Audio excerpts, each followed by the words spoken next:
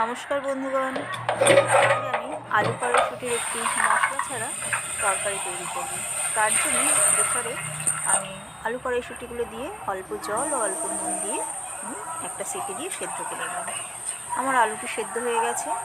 এরপর আমি কড়াই গরম করে কড়াইতে অল্প পরিমাণে তেল দিয়ে তাতে কালো জিরে ফোড়ন দিলাম।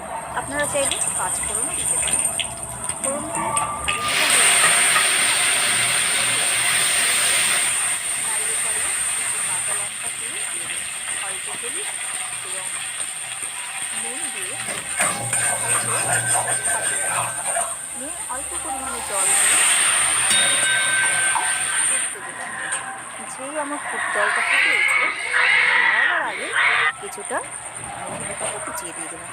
এই তরকারিটা লুচি, পরোটা, রুটি যে কোনো জিনিসের সঙ্গেই আপনার খুব ভালো লাগবে। আমার তৈরি হয়ে গেল